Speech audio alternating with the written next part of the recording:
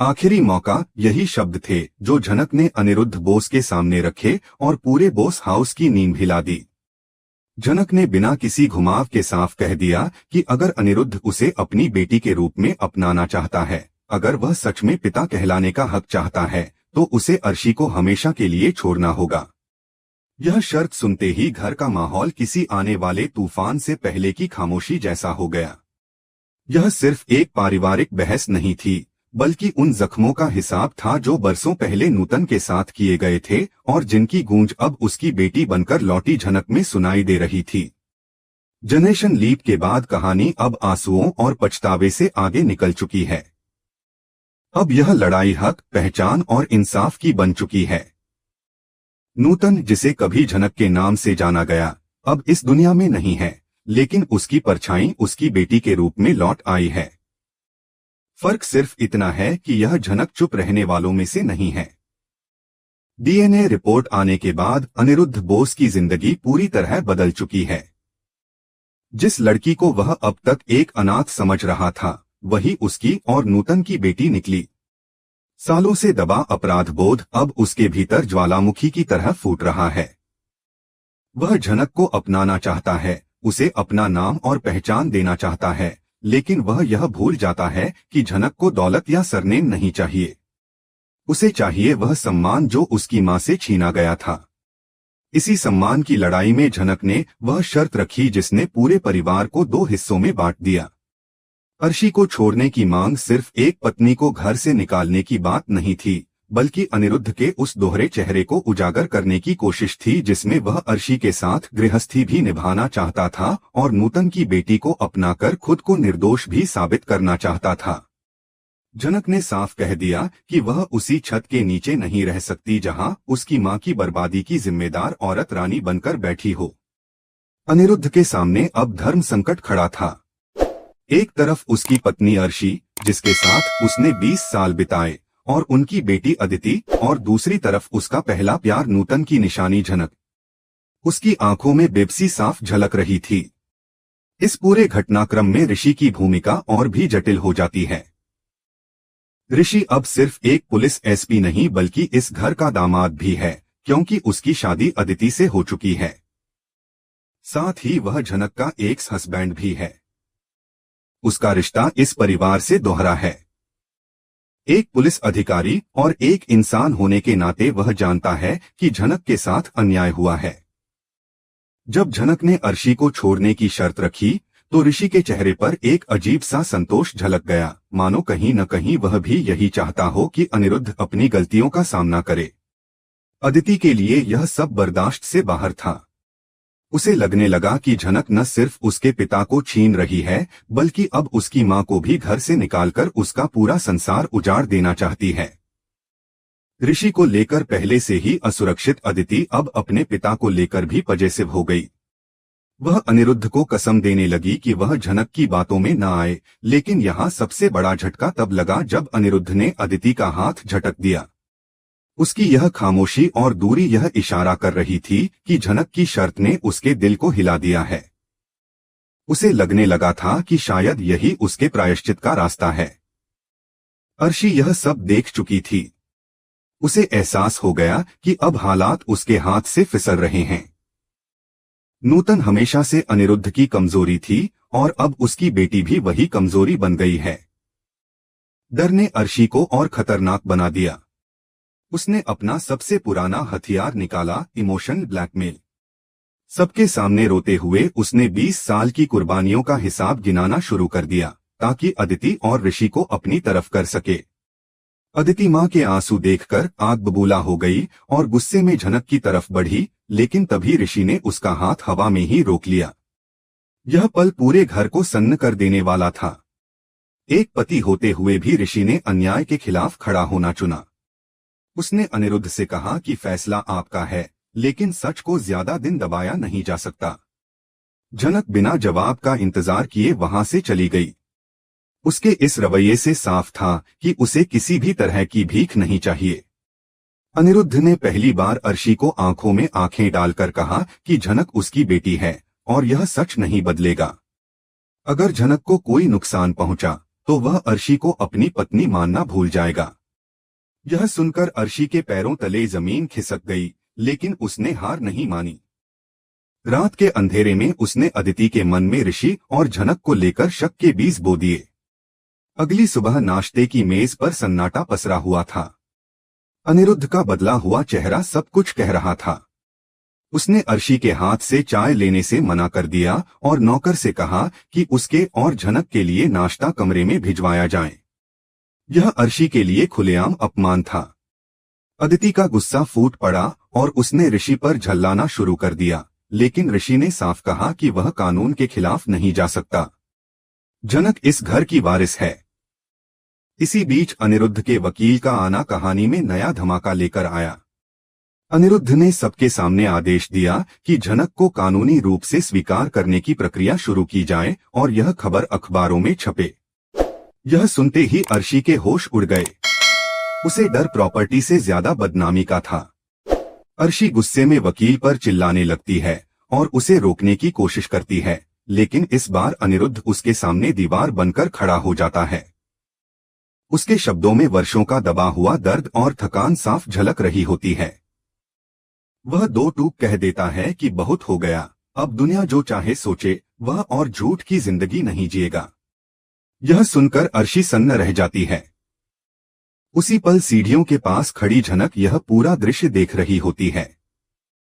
उसके चेहरे पर खुशी नहीं, बल्कि एक गहरा सुकून है, जैसे किसी लंबे संघर्ष के बाद सच ने आखिरकार जीत दर्ज कर ली हो। ऋषि की नजर अनायास ही झनक पर ठहर जाती है। दोनों के बीच कुछ सेकंड का सन्नाटा रहता है, जहां आंखों ही आंखों में बहुत कुछ कह दिया जाता है। ऋषि की आंखों में उस अतीत की माफी होती है जब वह झनक के लिए खड़ा नहीं हो सका था, और झनक की आंखों में आज उसके साथ देने के लिए एक शांत आभार। लेकिन यह पल अदिति की नजरों से छिपा नहीं रहता। ऊपर गैलरी में खड़ी अदिति यह सब देख लेती है और उसका शक अब यकीन में बदल जाता है। उसके मन में यह धारणा पक्की हो जाती है कि ऋषि और झनक के बीच अभी भी कुछ बाकी है। यही गलतफहमी आगे चलकर एक बड़े तूफान की वजह बनने वाली होती है। अदिति सीधे अपनी मां के कमरे में जाती है और दरवाजा बंद कर लेती है। मां बेटी के बीच एक खतरनाक बातचीत शुरू होती है। अर्शी अदिति को समझाने लगती है कि सीधे तरीके से अनिरुद्ध को नहीं झुकाया जा सकता। कुछ ऐसा करना होगा कि झनक खुद ही इस घर को छोड़ दे। उसकी बात अधूरी ही रहती है, लेकिन उसके इरादों की भयावहता साफ झलकती है। उसी वक्त ऋषि के फोन की घंटी बजती है। यह कॉल पुलिस हेडक्वार्टर से नहीं, बल्कि उस पुराने अस्पताल से होती है जहां नूतन की मौत हुई थी। ऋषि ने अनौपचारिक रूप से नूतन की मेडिकल फाइल्स निकलवाने का अनुरोध किया था। फोन पर डॉक्टर जो जानकारी देता है, उसे सुनकर ऋषि के होश उड़ जाते हैं। उसे बताया जाता है कि नूतन की मौत किसी सामान्य बीमारी से नहीं, बल्कि गलत दवाइयों या ओवरडोज की वजह से हुई थी। सबसे चौंकाने वाली बात यह होती है कि उस समय अस्पताल के कागजात पर जिस गार्जियन ने साइन किए थे, वह अर्शी के परिवार का ही कोई करीबी था। ऋषि की मुट्ठियां कस जाती हैं। अब उसके पास सिर्फ शक नहीं, बल्कि एक ठोस सुराग है।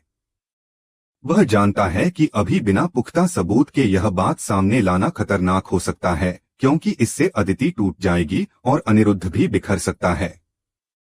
इसलिए वह चुपचाप एक रणनीति बनाता है ताकि अर्शी खुद कोई गलती कर बैठे। उधर अनिरुद्ध झनक के कमरे में पहुंचता है।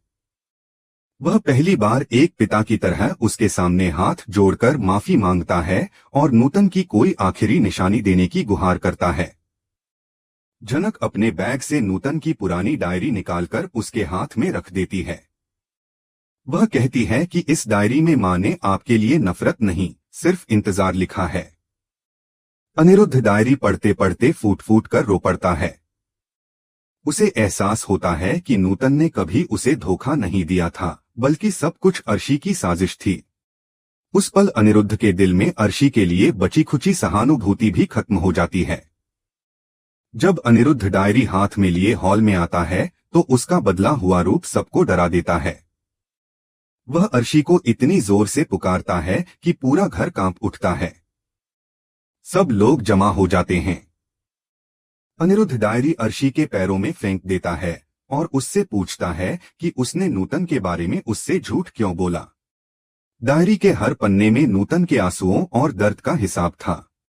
अर्शी घबरा जाती है और इसे झूठ बताने की कोशिश करती है, लेकिन अनिरुद्ध अब कुछ सुनने को तैयार नहीं होता।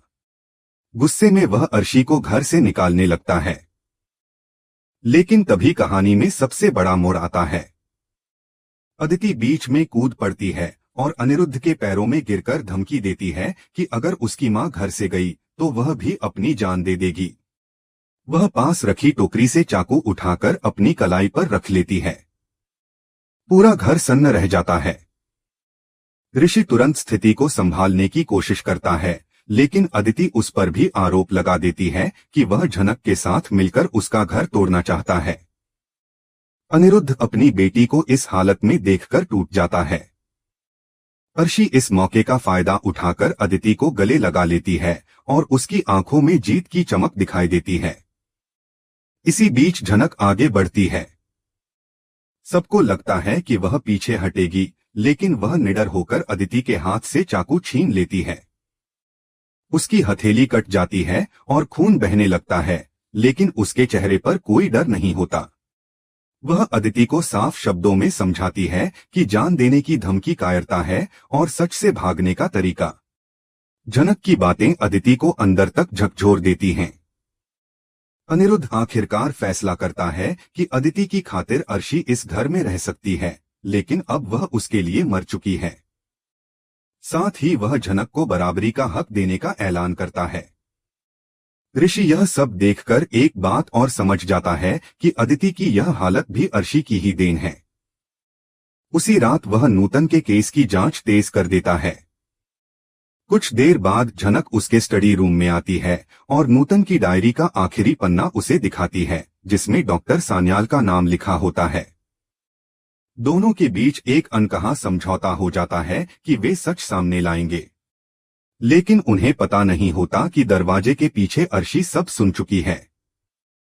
अर्शी तुरंत अपने गुंडों को डॉक्टर सान्याल को खत्म करने का आदेश देती है, मगर ऋषि पहले ही डॉक्टर की सुरक्षा कर चुका होता है। पुलिस समय पर पहुंच जाती है और डॉक्टर को बचा लेती है। डर के मारे डॉक्टर सारा सच उगल देता है कि अर्शी ने नूतन को धीमा जहर दिलवाया और रिपोर्ट बदलवाई। अगली सुबह ऋषि डॉक्टर को लेकर बोस हाउस पहुंचता है। डॉक्टर सबके सामने अर्शी का नाम लेता है। यह सुनकर अदिति का भ्रम टूट जाता है। वह अपनी मां से सवाल करती है और जब अर्शी जवाब नहीं दे पाती तो अदिति पीछे हट जाती है। अनिरुद्ध एसपी ऋषि से कहता है कि अर्शी को गिरफ्तार किया जाए। पुलिस अर्शी को हथकड़ी लगाकर ले जाती है। जाते जाते वह झनक को धमकी देती है, लेकिन झनक शांत स्वर में कहती है कि बुराई का अंत तय होता है। अर्शी के जाने के बाद घर में भारीपन जरूर होता है, लेकिन यह बोझ उतरने जैसा होता है। अनिरुद्ध झनक से माफी मांगता है और झनक उसे माफ कर देती है। अदिति शर्मिंदा होकर घर छोड़ने का फैसला करती है, लेकिन ऋषि और झनक उसे रोक लेते हैं। झनक उसे बहन कहकर गले लगाती है और अदिति रो पड़ती है। दूर खड़ा ऋषि यह सब देखता है और समझ जाता है कि झनक अब सिर्फ उसकी याद बनकर रह गई है। कहानी यहीं एक भावनात्मक मोड़ पर रुकती है, जहां सच जीत चुका है, लेकिन रिश्तों की कसक अभी बाकी है।